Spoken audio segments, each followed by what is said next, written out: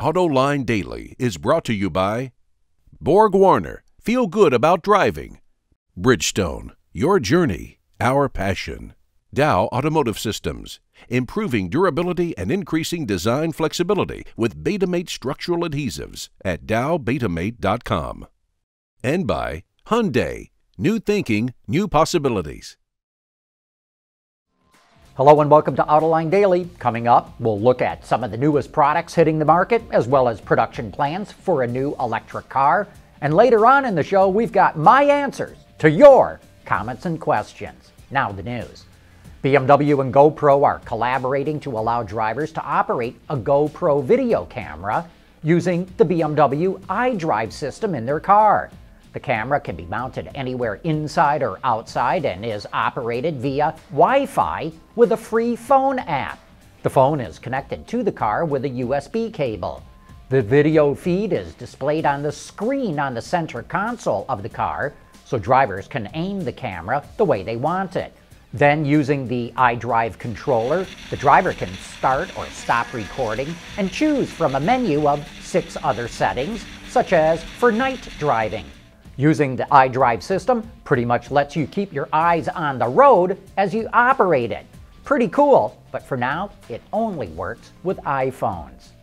We've already shown you some of the details of the new Lincoln MKC, but here's a unique feature that we think will appeal to buyers. As you approach the car at night, your key fob will wake it up. Interior lights will come on to cast a soft glow throughout the cabin. The start button will pulse slowly, the door handles will light up, and the rear view mirrors will swing out.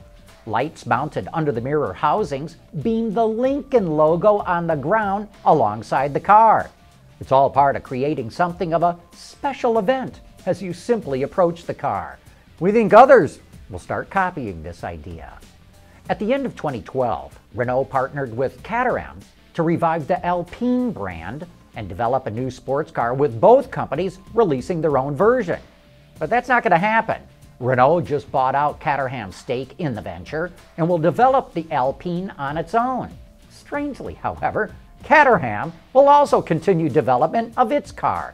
And the two left open the possibility for further collaboration, so what the heck is really going on?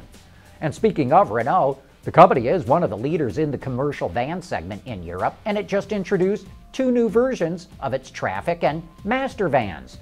Both vehicles offer 4 different diesel engines.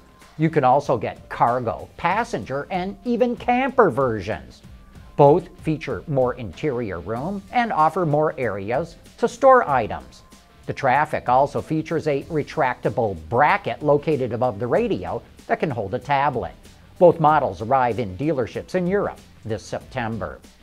Last week we showed you a teaser image from Nissan of an all-new global pickup truck, but now we got to see it without the cover. This is the next generation of the Navara, which is sold in markets around the world and shares its roots with the Frontier.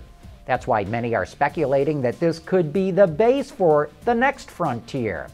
The all-new truck is officially called the NP300 Navara and boasts better acceleration, a more rigid and durable frame, and an upgraded interior. Power comes from one of 2 2.5-liter 4-cylinder engines, one a diesel, the other gasoline, and can be driven through either 2 or 4-wheel drive. Either engine will mate to a 7-speed automatic or a 6-speed manual. And now you know as much as we do about them.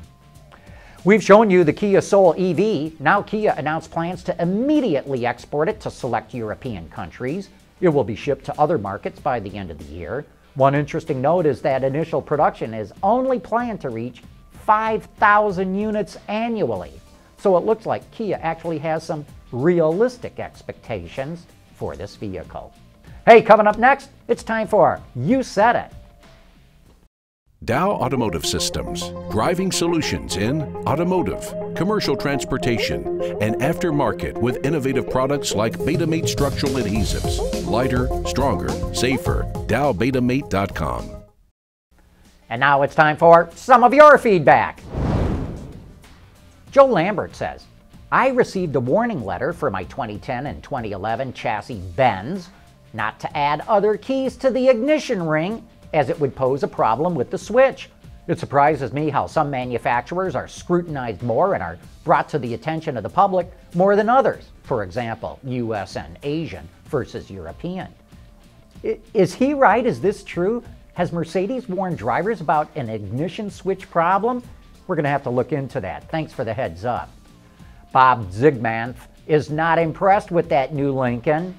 The MKC for over 50 grand, he says?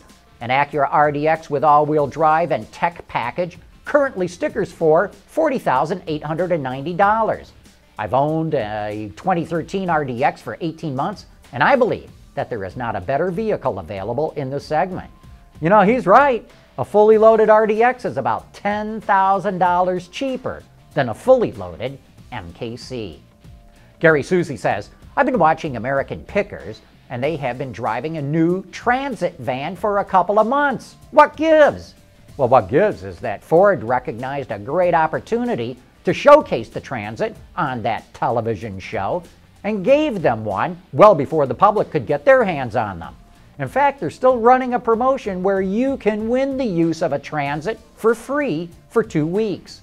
Ford is hosting a scavenger hunt that challenges contestants to find one of 10 scale model Transits on display in antique shops across the United States. No purchase necessary, but the contest ends July 1st. If you want more details, go to socialford, let me spell it all out, social.ford.com/wintransit. We got the link in the show notes today. Mike has a very interesting question on why GM is accusing a handful of engineers of incompetence. They all have university degrees, right? They all have been through annual reviews, promotional reviews, etc. over multiple years, right? And just now, they are all of a sudden incompetent? What about the people who hired them and judged them each year? Mike, you are really onto something. And I would add this. If GM had such a bumbling culture of people who don't care, you're going to tell me this only led to one defect? And on the other hand, how can that kind of culture still turn out world-class cars? You know, either there's a lot more defects yet to be discovered, or this Volucas investigation of GM is off base. To me, it raises more questions than it answers. Tony Gray has a response to me talking about how a bullet nose design on a car would mitigate head-on collisions. Maybe the bullet nose would eliminate head-on collisions, he says, but it would make side impact collisions a lot more, well, interesting. And Tony, of course, makes a really good point. Hey, thanks for all your letters and comments. We get a kick out of answering as many of them as we can. And before we go, all you pony car enthusiasts out there, get your questions in early for Autoline After Hours. We'll have Mark Stilo, the chief engineer of the Camaro Z28, and we'll have one of those cars in the studio with us tonight. We're actually going to start the show with Mark Stilo and the Z, and that's why I say get your questions in early. We'll get going at 6 p.m. Eastern Time right here at Autoline.tv. And that wraps up today's show. Thank you for tuning in.